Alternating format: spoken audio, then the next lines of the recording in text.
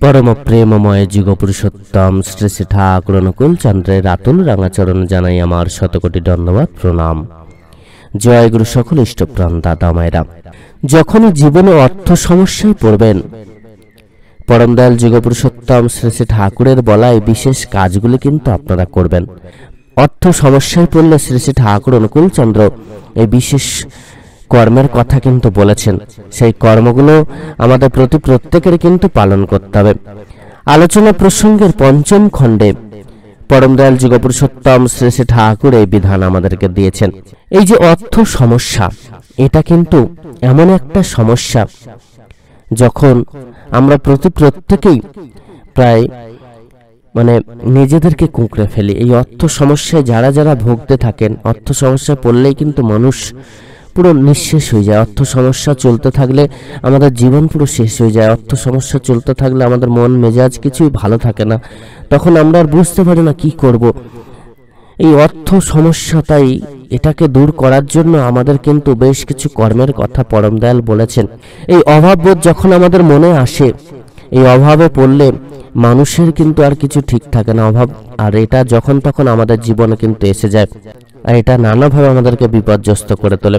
তাই অর্থ কষ্ট থেকে বাঁচতে, অর্থাভাবকে দূর করতে আমাদেরকে কিন্তু এই বিশেষ কর্মগুলো অতি অবশ্যই পালন করতে হবে। আমরা অর্থ কষ্টগুলো অনেক কিছুই তো করি। কেউ টোটকা করছেন, কেউ আবার বিভিন্ন রকম কর্ম করছেন, কেউ আবার আরো অনেক কর্ম তো আমরা করে থাকি। অর্থাভাবে পড়লে মানুষ যা যা বলেন তাই তাই শুনতে থাকি এবং সেই কর্মগুলো করি। কেউ ঠাকুর থানে যাচ্ছেন, সেখানে গিয়ে হাজার হাজার টাকা খরচা করছেন। তো এরকমটা করি, যেগুলো করার মধ্য দিয়ে প্রকৃত কিন্তু ফল লাভ হয় না। তো আজকে চলুন পরম দয়াল যুগপুরুষোত্তম শ্রী শ্রী ঠাকুর এই অর্থাভাবকে কিভাবে দূর করা যায়, তার কি বিধান দিলেন সেটা জেনে নিই। ভিডিও শুরু করার আগে সকল ইষ্টপ্রাণ দাদা মায়েদের কাছে বিশেষ অনুরোধ, যারা এখনো পর্যন্ত আমাদের চ্যানেল তত্ত্বকথাকে সাবস্ক্রাইব করেনি, দয়া করে সাবস্ক্রাইব করে দেবেন এবং লাইক শেয়ার কমেন্টস করতে কিন্তু ভুলবেন না। আলোচনা প্রসঙ্গে একবার যতীনদা ঠাকুরকে বলছেন, নাম ধ্যান করতে বসে কিন্তু ব্যক্তিগত নানা রকম চিন্তায় মনটা তোলপাড় করতে থাকে। ঠাকুর বললেন, এ তো স্বাভাবিক, এর জন্য মন খারাপ করবার কি আছে। আমরা যেসব সমস্যা নিয়ে জড়িত, সেই সব নাম ধ্যানের সময় তো মাথা চাড়া দেবে। আপনারা প্রশ্ন করতে পারেন যে এই অর্থ সমস্যার সাথে সাথে এই নাম ধ্যানের কথা আসছে কেন? কারণ আছে, সেটা ভিডিওটা দেখতে থাকুন, বুঝতে পারবেন। বলে দিচ্ছি কি কারণ, পরম দয়াল কেন এই নাম ধ্যানের কথা বলেছেন। তিনি বললেন, ব্যক্তিগত, পারিবারিক বা পারিবেশিক কোনো সমস্যারই পরমপিতার এলাকার বাইরের জিনিস নয়। এই সব চিন্তা চাপা দিতে বা তাড়াতে চেষ্টা না করে ইষ্টানুক সমাধান কিভাবে হতে পারে তাই ভেবে দেখতে হবে। আমাদের যখন চিন্তা আসে, দেখবেন বেশিরভাগ চিন্তা কিসের আসে? অর্থ কষ্ট, অর্থাভাবে ভুগছি, চিন্তা করছি, বিভিন্ন সমস্যায় পড়েছি, চিন্তা করছি, বিপদে পড়েছি, চিন্তা করছি, রোগ শোক হলে চিন্তা করি। আর সেই নাম জপে যখনই বসবো, নাম জপ করতে বসলে দেখবেন ওই চিন্তাগুলোই আসে। তো এরকম এক ভক্ত যতীন দাস এসে ঠাকুরকে বলছেন যে, ঠাকুর, নাম ধ্যান করতে বসলে তো এই সমস্ত চিন্তাগুলো আসছে, এর থেকে কিভাবে মুক্তি পাবো? তখন তো আমার মন তোলপাড় করে। তা আমি কিভাবে মুক্তি পাবো এবং কিভাবে নাম ধ্যানটাকে সফল করব? শেষে ঠাকুর বলছেন যে, নাম ধ্যান করার সময় তো ওগুলোই আসবে যেটা নিয়ে আমি বেশি চিন্তা করি। তাই আর এই সমস্ত কিছু পরমপিতার বাইরের জিনিস কিন্তু নয়। ওইসব চিন্তা চাপা দিতে বা তাড়াতে চেষ্টা করা উচিত নয়। কখনো এগুলো তাড়াতে নেই বা চাপা দিতে নেই। ইষ্টানুক সমাধান কিভাবে হতে পারে, কিভাবে পরম দয়ালের আদেশ নির্দেশ মেনে সঠিকভাবে সমাধান করা যায়, সেই বিধানই আমাদের সেই নিয়মটাই আমাদের ভাবতে হবে, সেই মতো করে কর্ম করতে হবে। যে বিধান পরম দয়াল দিয়েছেন, ইষ্টানুক সমাধান কিভাবে হতে পারে সেটা ভেবে দেখতে হবে এবং বাস্তব চলনায় সেই অনুযায়ী চলতে হবে। সবার প্রথম কিন্তু এই পয়েন্টটাকে আমাদের মাথায় রাখতে হবে। বাস্তব চলনায় কিভাবে ইষ্টানুক যে নিয়ম কানুনগুলো, সেগুলোকে ফুটিয়ে তুলবো এবং সেই মতো করে চলার মধ্য দিয়ে সহজেই সমাধানটা পাবো, সেটা কিন্তু আমাদেরকে আগে ভাবতে হবে। বাস্তব চলনায় যদি আমরা সেই জিনিসগুলোকে ফুটিয়ে তুলতে পারি তাহলে কোনো লাভ নেই। বাস্তবে সেটাকে ফুটিয়ে তুলতে হবে, তবেই সেগুলো ইষ্টপুত হয়ে উঠবে। এইভাবে সবকিছু ইষ্টে উন্নীত হয়ে উঠতে থাকবে। শেষে ঠাকুরকে যতীনদা বললেন, কথাটা ঠিকভাবে ধরতে পারলাম না ঠাকুর। শেষে ঠাকুর বললেন, ধরুন নাম ধ্যানের সময় অর্থ সমস্যা আপনার মনকে পীড়া দিচ্ছে। আপনি যদি তখন ভাবেন কিভাবে মানুষকে সুষ্ঠুভাবে সেবা দিতে পারবেন।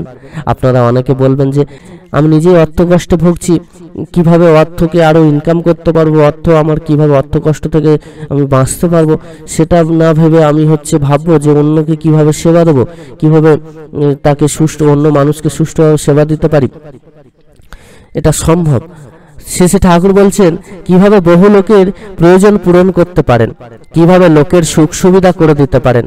তার ভিতর দিয়ে কিন্তু আপনার অর্থ সমস্যার ইষ্টানুক সমাধান আপনার ভিতর গজিয়ে উঠতে পারে।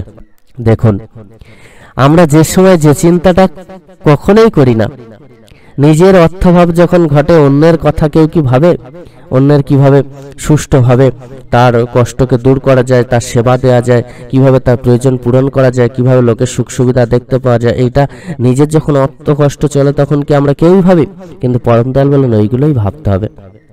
ওগুলো না ভাবলে তোমার অর্থ কষ্ট কখনো দূর হবে না।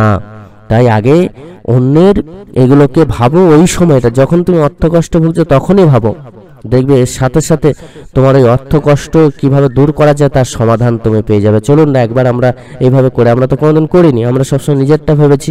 পরম দয়াল ঠিক উল্টোটা বললেন যে ওইভাবে ভাবুন, ভাবলে নিজের কিভাবে অর্থ সমস্যা দূর করা যায় সেই সমাধান আপনি নিজেই পেয়ে যাবেন। এতে পরম দয়াল বলেন এতে সমস্যাটা আপনার হয়তো বিচ্যুত করতে পারলো না, বরং আপনার ইষ্ট চলনকে আরো উদ্দীপ্ত করে তুললো। সেই জন্য আমি বলেছি অভাব যখন মারবে ঝো, যা জোটে তিস পাবি যো।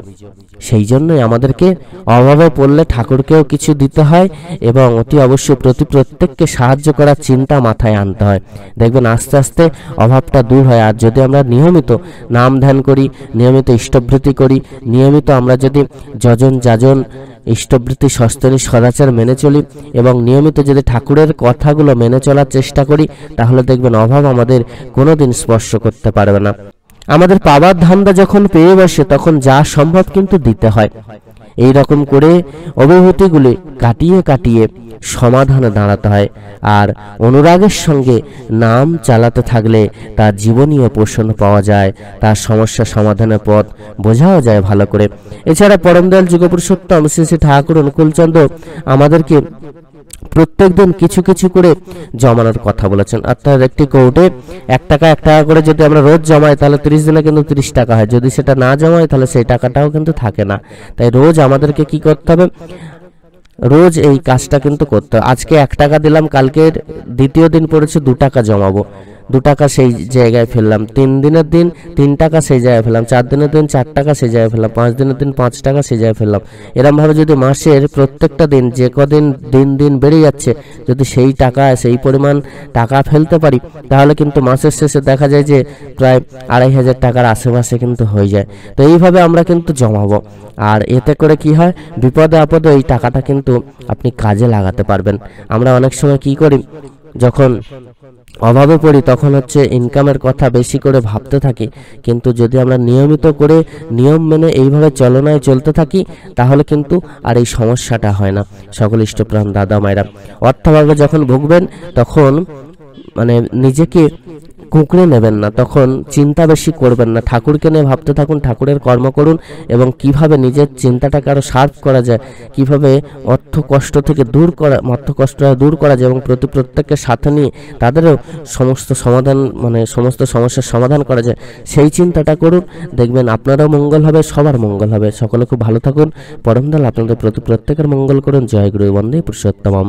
সকল ইষ্টপ্রাণ দাদা মায়েদের কাছে বিশেষ অনুরোধ, যারা আমাদের চ্যানেলটিকে এখনো পর্যন্ত সাবস্ক্রাইব করেনি দয়া করে সাবস্ক্রাইব করে দেবেন এবং তত্ত্বকথার প্রত্যেকটি ভিডিওগুলো কিন্তু দেখতে থাকুন। দেখবেন পরম দয়ালের অশেষ কৃপা সম্বন্ধে আপনারা অবগত হবেন এবং বহু তথ্য এমন রয়েছে যেগুলো সম্বন্ধে কিন্তু আপনারা জানতে পারবেন। সকলে খুব ভালো থাকুন। পরম পিতার আশীর্বাদ আপনাদের প্রত্যেকের উপর বর্ষিত হোক। জয় গুরু বন্দে পুরুষোত্তমম।